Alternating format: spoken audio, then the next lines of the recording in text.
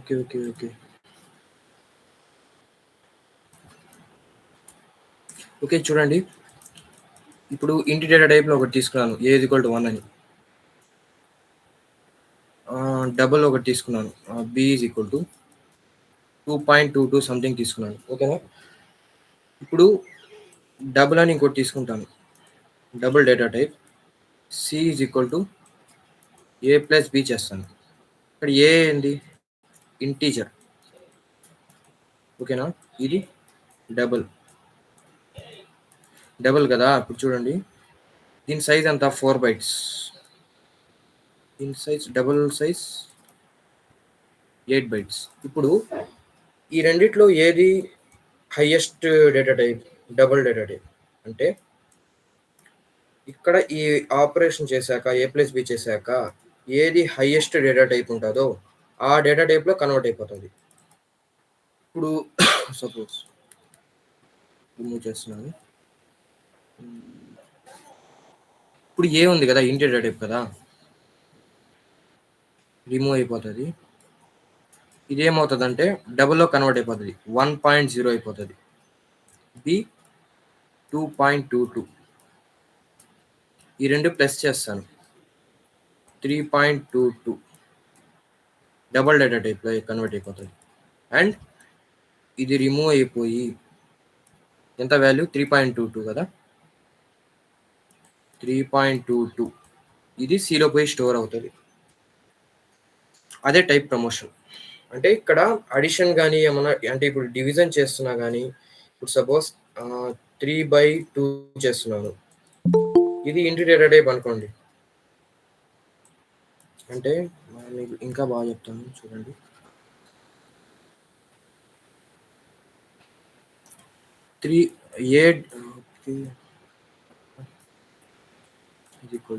A divided by 2 చేస్తున్నాను, A divided by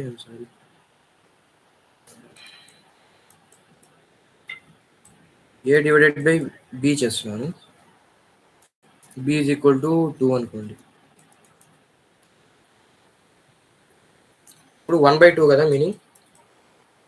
1 అనేది ఏంది, ఇంటి డేటా టైప్,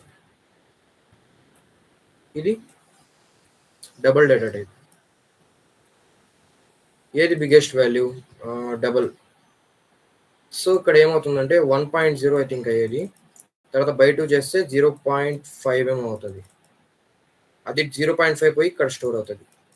అలాగా ఏది బిగ్గర్ డేటా టైప్ అంటే ఆపరెంట్స్ ఉంటాయి కదా, ఏది బిగ్గర్ డేటా టైప్ అవుతుందో ఫస్ట్ అది కన్వర్ట్ అవుతుంది. అది కన్వర్ట్ అయ్యాక దీంట్లో పోయి తర్వాత ఇక్కడ వాల్యూ రీప్లేస్ అవుతుంది. అంటే బిగ్గర్ డేటా టైప్తో ఇక్కడ వాల్యూ రీప్లేస్ అయ్యి తర్వాత స్టోర్ అవుతుంది. అండర్స్టూడా అందరూ? ఓకే, ఒక ఇంకేమన్నా ఎగ్జాంపుల్ చెప్పాలా దానికి?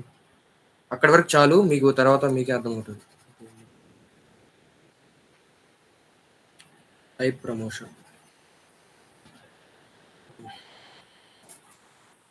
నెక్స్ట్ చెప్తాను చూడండి. టెక్స్ట్ తీసుకుంటున్నాను, కొంచెం పెంచుతాను 15%.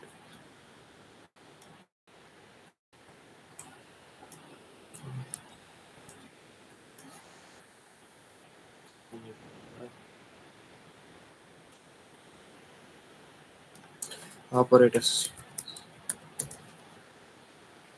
840 వరకు చెప్తాను ఈ class. Operators first one arithmetic.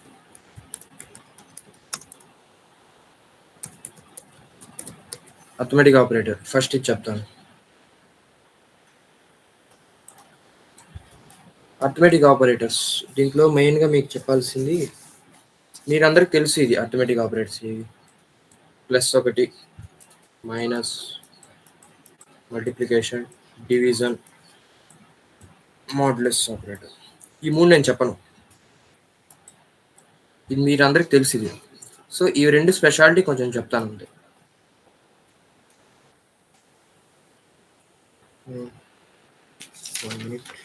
చేశాను. ఓకే, డివిజన్ అంటే తెలుసు కదా. సపోజ్ ఒక ఎగ్జాంపుల్ డివిజన్ గురించి చెప్తాను ఫస్ట్. డివిజన్ ఒక ఎగ్జాంపుల్ చెప్తాను చూడండి. 15 డివైడెడ్ బై 6 అని రాస్తాను. Int C is equal to 15 divided by 6 రాస్తున్నాను. అంటే ఏంది మీనింగ్? ఇది ఏం data type? Int data type. ఇది ఇంటి డేటా టైప్, గుర్తుపెట్టుకోండి.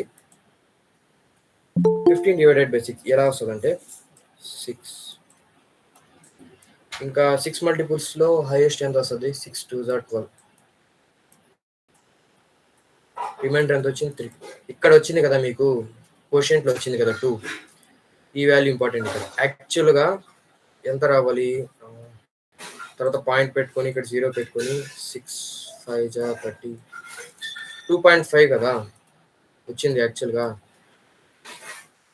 ఇంటీజర్ డేటా టైప్ తీసుకుందాం. 15 డివైడ్ బై 6 చేసాక ఎంత వచ్చింది? నాయిస్ ఏం రావట్లేదు కదా?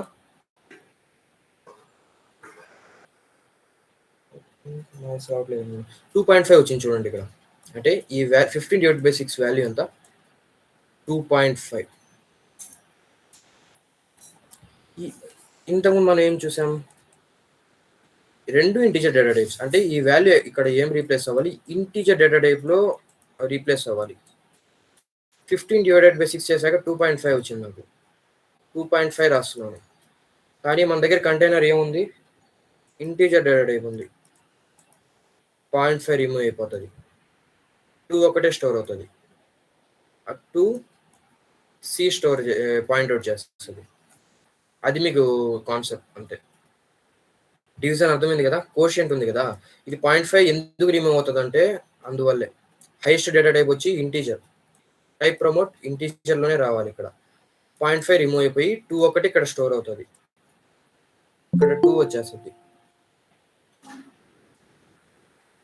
ఇక్కడ 2.5 ఉండేది 0.5 రిమూవ్ అయిపోయి 2 స్టోర్ అయిపోతుంది. ఇక్కడ నేను చెప్పాను కదా మీకు హీప్ మెమొరీ అని చెప్పి.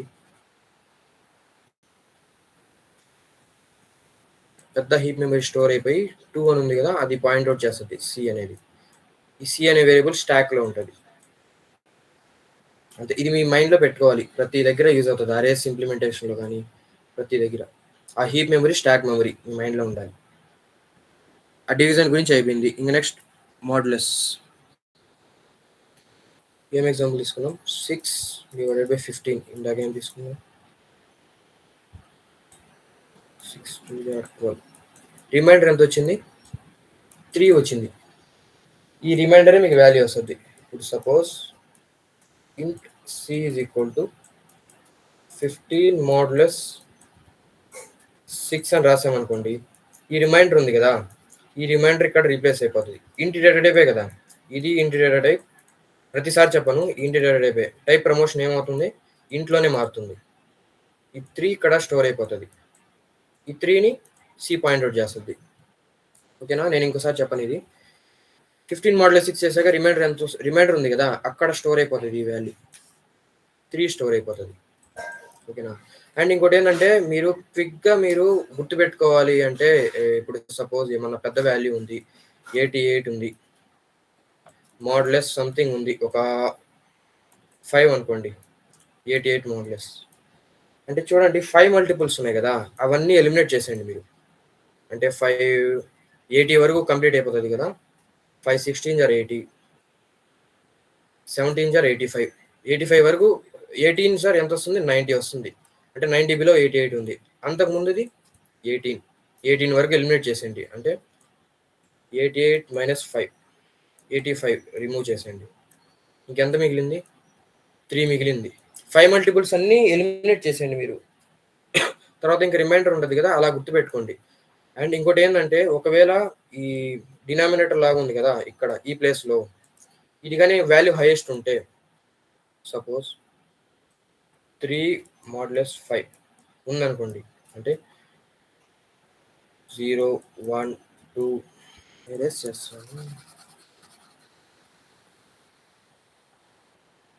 సపోజ్ 0 1 2 3 4 5 6 7. సపోజ్ మీకు 2 మోడ్యులస్ 3 అడిగారు అనుకోండి. ఇక్కడ చెక్ చేసుకోండి, 3 బిలోనే ఉంది. సో 2 డైరెక్ట్గా వచ్చేస్తుంది. దీని వాల్యూ ఎంత వస్తుంది అంటే డైరెక్ట్గా 3 వస్తుంది. ఒకవేళ నేను 6 ఇచ్చాననుకోండి. 3 కట్ చేయండి ఫస్ట్. తర్వాత 3 మల్టిపుల్ 3 2 6 కట్ చేయండి. 0 వస్తది. రిమైండర్ 3 మల్టిపుల్ అంటే 3 2 6 కదా! 6 రిమూవ్ చేశాక 0 వస్తది. 7 వచ్చిందనుకోండి. ఇక్కడ రిమూవ్ చేశారు కదా! +1 ఒక్క స్టెప్ ముందుంది. అంటే రిమైండర్ 1 వస్తది. అంటే రిమైండర్ మీకు ఇది గుర్తుపెట్టుకున్నా చాలు. 3 మోడ్యులస్ ఏం వాల్యూ ఇచ్చినా సపోజ్ 7 వచ్చినా 3 2 6 రిమైండర్. ఇది 1 ఉంది కదా! ఈ రిమైండర్ వాల్యూ అక్కడ రీప్లేస్ అవుతది. అదొక్కటి గుర్తుపెట్టుకోండి చాలు. అర్థమెటిక్ ఆపరేటర్స్ ఇక్కడి వరకు చాలు. Arithmetic operators. ఇంక next unary operators.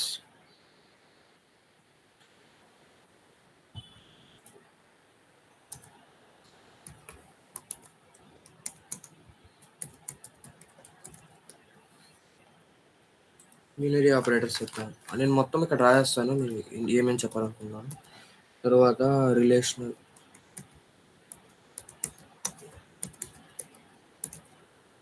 Operators, logical, OP రాస్తాను. Time waste.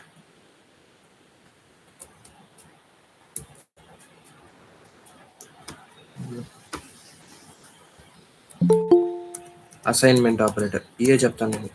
ఇంకా బిట్ వైజ్ ఆపరేటర్స్ ఇవి చెప్పను ప్రస్తుతానికి. అవి ఇంకా డెప్త్గా ఉంటాయి. Okay, unary operator. యూనరీ ఆపరేటర్లో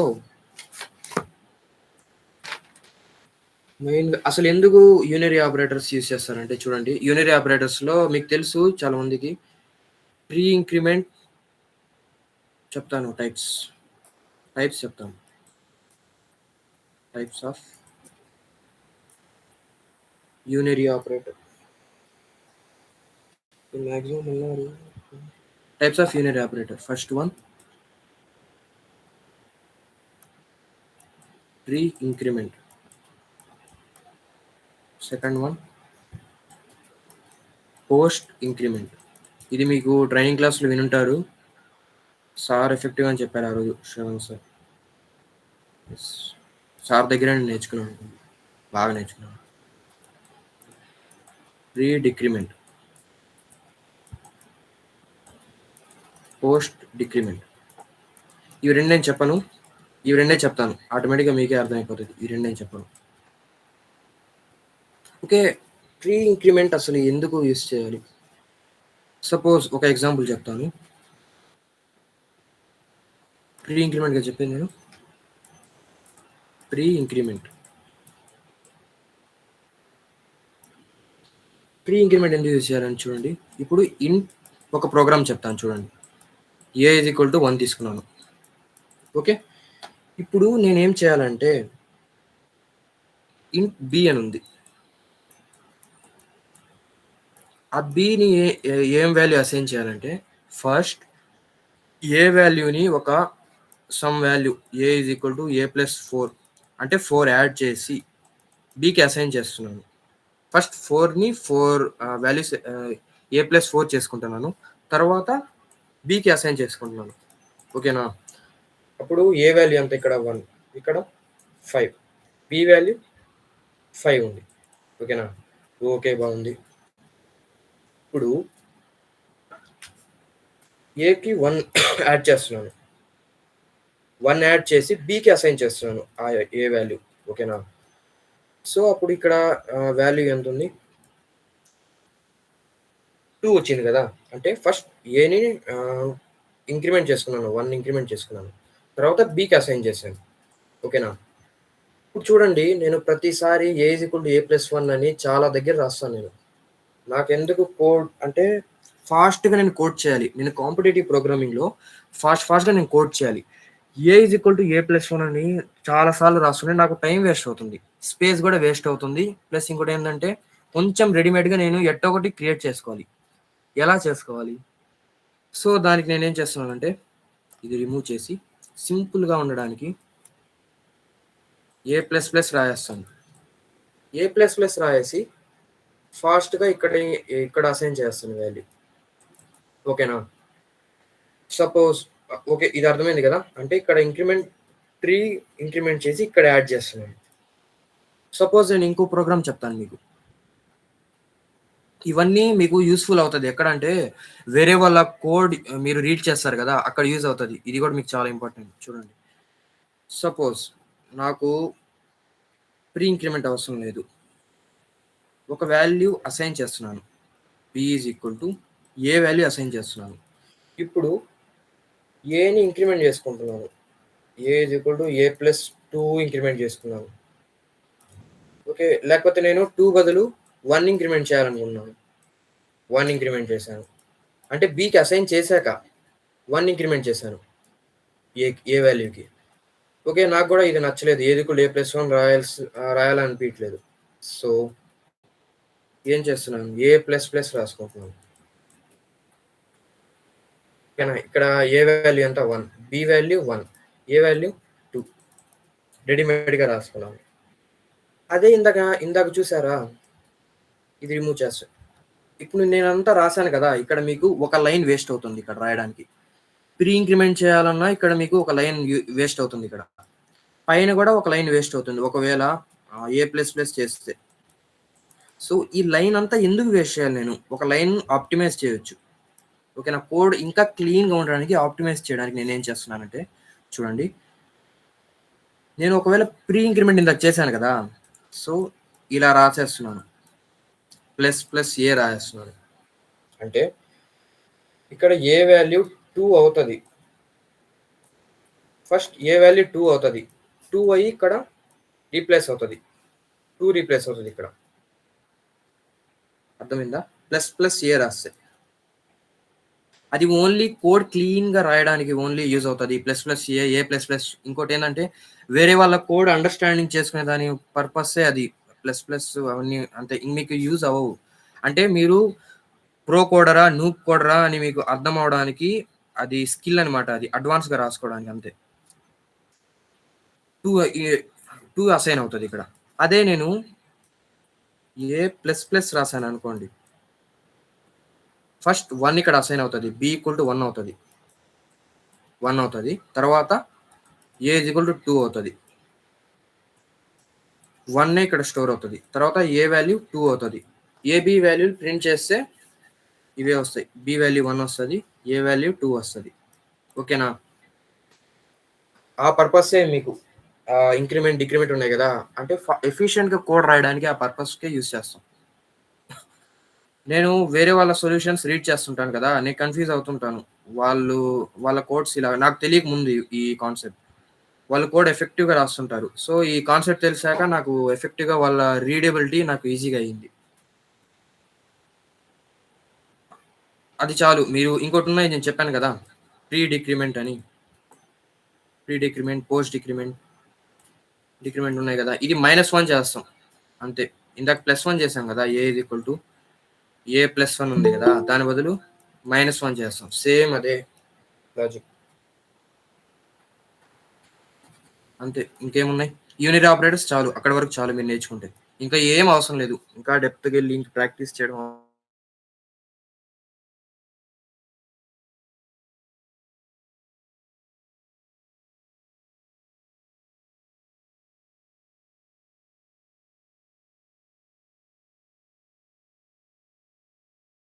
ఒకవేళ ఇఫ్ కండిషన్ రాస్తాం గదా! Statement 1 less than or equal to statement 2 ఇక్కడ యూజ్ చేస్తాం. అంటే if 1 less than or equal to 2 అయితే ఈ బ్లాక్‌లోకి ఎంటర్ అవ్వండి. ఈ పర్పస్‌కి యూజ్ చేస్తాం. ఇఫ్ 1 నాట్ ఈక్వల్ టు 2 అయితే ఈ బ్లాక్‌లోకి ఎంటర్ అవ్వండి. ఆ పర్పసే మీకు అంతే. ఇంకేం యూజ్ ఉండదు. అవన్నీ మీకు తెలుసు అందరికి. మనం ఫస్ట్ ఇయర్ నుంచి చదువుకుంటూ వస్తానే ఉన్నాం అవన్నీ. రిలేషనల్ ఆపరేటర్స్‌లో ఏం లేవు దాంట్లో మెయిన్‌గా స్పెషల్‌గా. లాజికల్ ఆపరేటర్స్ ఇది మెయిన్. ఆప్టిమైజ్ కోడ్ రాయడానికి చాలా యూజ్‌ఫుల్ అవుతది. లాజికల్ ఆపరేటర్ ఇది జాగ్రత్తగా వినండి. లాజికల్ ఆపరేటర్స్ చెప్తాను. ఓకే. నేనొక ఎగ్జాంపుల్ చెప్తాను. లాజికల్ ఆపరేటర్స్ ఏమేమున్నాయి? And, or, not I think అంతే గదా! ఇవే నాకు తెలిసి. ఓకే. ఫస్ట్ ఇది డిస్కస్ చేద్దాం. Logical and. నేను డెఫినిషన్స్ ఏం చెప్పను. అసలు ఎందుకు యూజ్ అవుతుందో నేను చెప్తాను. కోడ్ ఆప్టిమైజేషన్ కోసమే ఇది కూడా లాజికల్ ఎండ్ అనేది. ఎలాగో చెప్తాను చూడండి. ఒక ఎగ్జాంపుల్ తీసుకుందాం. నేను కోడ్ ఎడిటర్ యూజ్ చేస్తాను.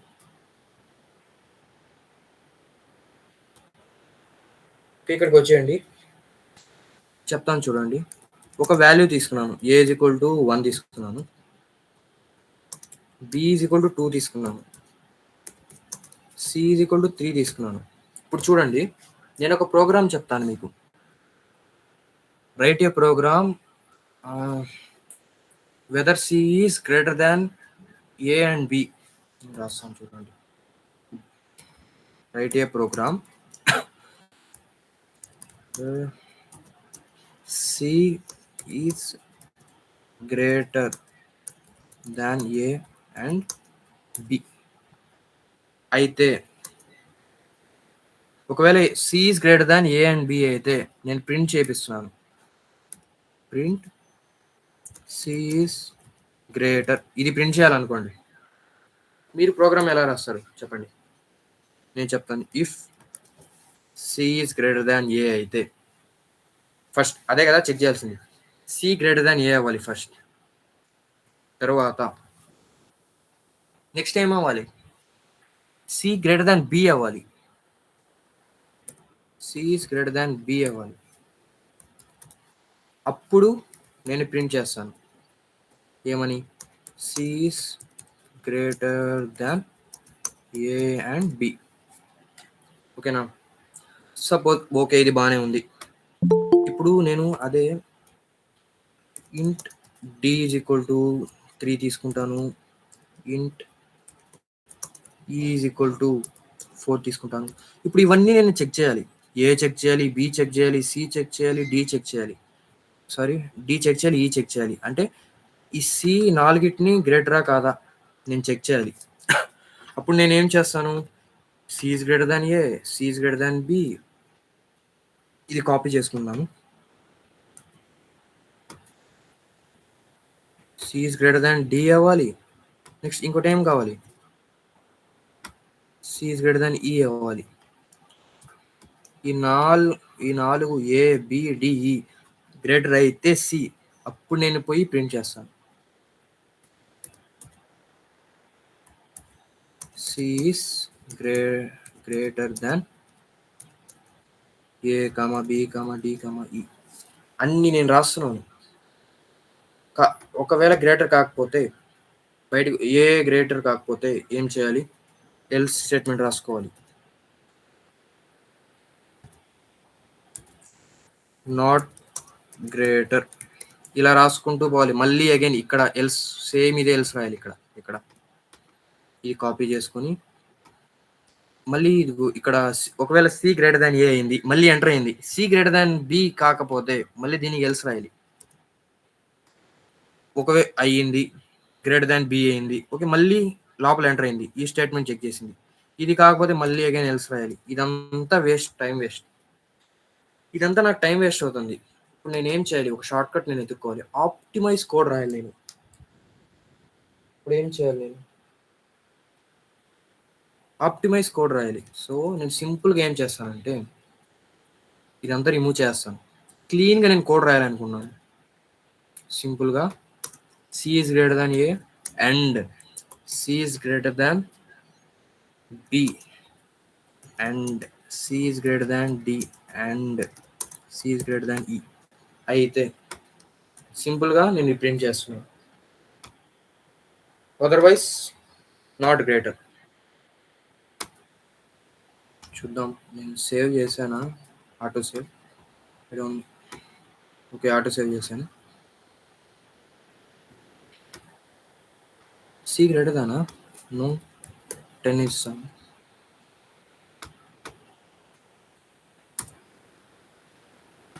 C is greater than ఏబిడిఈ.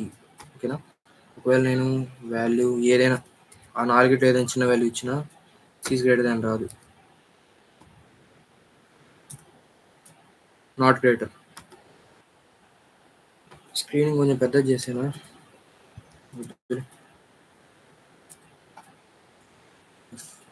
అది అందుకు మీరు అండ్ యూస్ చేస్తారు. ఓకేనా?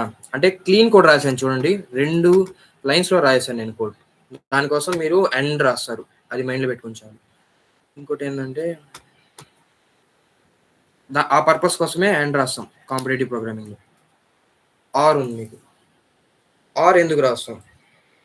Logical or. ఇది కూడా సింపుల్ చెప్తాను చూడండి.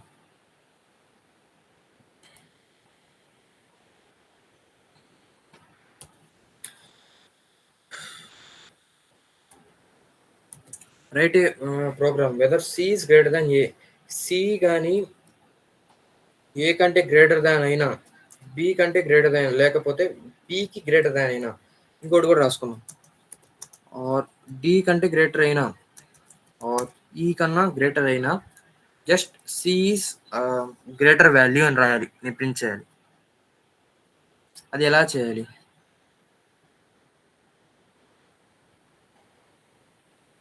ఓకే. మీరు నార్మల్‌గా ఎలా రాస్తారు? అంటే ఈ సి వాల్యూ ఈ కన్నా గ్రేటర్ ఉన్నా నేను ప్రింట్ చేయాలి. సి ఈస్ బెస్ట్ అని అనుకుందాం. సి ఈస్ బెస్ట్ అని ప్రింట్ చేయాలి. ఓకేనా? లేకపోతే సి డి కంటే గ్రేటర్ ఉన్నా సి ఈస్ బెస్ట్ అని నేను ప్రింట్ చేయాలి. అలాగా బి, ఏ ప్రింట్ చేయాలి. మీరెలా రాస్తారు?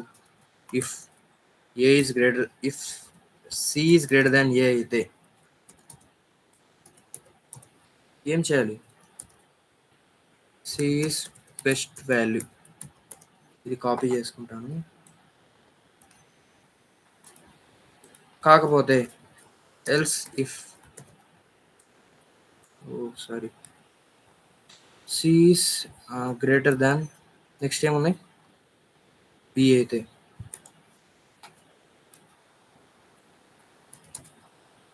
సి గ్రేటర్ అలాగా ఇంకా 2 ఉన్నాయి. కాపీ చేసుకుంటాను. ఐ థింక్ ఎవరికి బోర్ కొట్టట్లేదు అనుకుంటున్నాను. C is greater than A అయితే ఒకవేళ కాలేదా ఎల్స్ ఇఫ్‌కి రండి. సి ఈస్ గ్రేటర్ దాన్ బియా? కాలేదా ఎల్స్ ఇఫ్‌కి రండి again. A, B, D, E. C is greater than డియా? కాలేదు. అంటే ఏదైనా ఒక్కటైనా సాటిస్ఫై అయితే నేను సి ఈస్ బెస్ట్ వాల్యూ అని నేను ప్రింట్ చేయాలని నా ఇంటెన్షన్. ఓకేనా? నేను చూడండి ఎన్ని రాసానో నేను. సి ఈస్ గ్రేటర్ దాన్ అయితే ఏ అయితే ప్రింట్ చేయమన్నాను. లేకపోతే బి కనీసం బి కన్నా గ్రేటర్ అయితే సి ఈస్ బెస్ట్ వాల్యూ అని ప్రింట్ చేయమన్నాం. లేకపోతే ఆ 2 కాలేదు. ఇక్కడ గ్రేటర్ దాన్ డి అయితే అప్పుడైనా ప్రింట్ చేయండి. లేకపోతే ఇలాగా. ఇదంతా నేను క్లీన్ కోడ్ రాయాలనుకుంటున్నాను. ఇదంతా నాకు ఇంట్రెస్ట్ లేదు. కామెంట్ ఔట్ చేసేసి సింపుల్‌గా C is greater than B or C is greater than D or C is greater than E. అంతే. చూసారా? 3 లైన్స్‌లో నేను రాయేసాను. అందుకోసం మీకు చాలా హెల్ప్‌ఫుల్ అవుతది. మల్టిపుల్ స్టేట్మెంట్స్ ఒకేసారి మీరు ఒకే ఇఫ్ కండిషన్‌లో గాని, ఒకే వైల్ లూప్‌లో గాని మీరు మొత్తం టెస్ట్ చేయాలనుకుంటే ఈ logical and logical are use అవుతాయి మీకు. అంతే. దానికోసం మీకు. ఓకే. Leave it. ఇంకా ఇంకోటేముంది? ఇంకోటేం చెప్పాను? లాజికల్ నాట్ ఉంది. లాజికల్ నాట్ ఏం లేదు. సింపుల్. దాన్ని రివర్స్ చేయడానికి జస్ట్ ఇప్పుడు సపోజ్ 1 ఈక్వల్ టు 2 అయితే 1 ఈక్వల్ టు 1 అనుకోండి సపోజ్. 1 ఈక్వల్ టు 1 అయితే లోపల స్టేట్మెంట్ ఎగ్జిక్యూట్ చేయాలి నేను. చేద్దాం. ఎగ్జిక్యూట్ చేద్దాం. ఏమొస్తుందో. C is best value. Just లోపల ఎండ్ అయింది. ఇది వచ్చింది. ఇప్పుడు నేను దీన్ని రివర్స్ చేయాలి.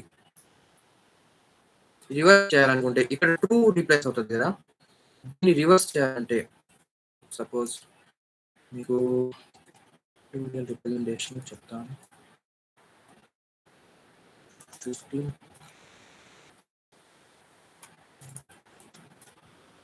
ఇక్కడికొచ్చింది కదా!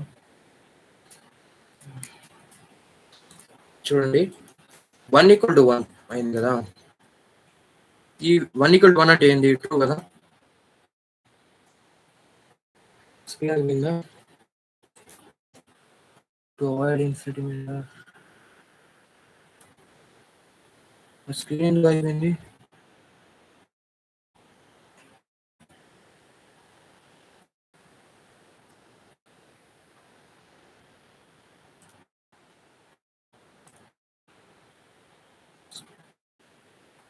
స్క్రీన్ ఆగిపోయింది.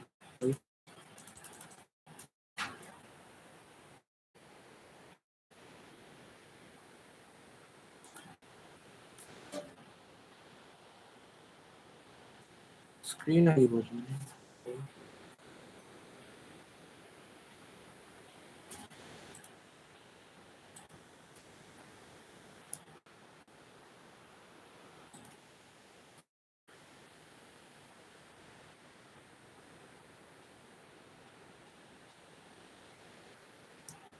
ఎందుకు ఆగిపోయిందో నాకు తెలియట్లేదు.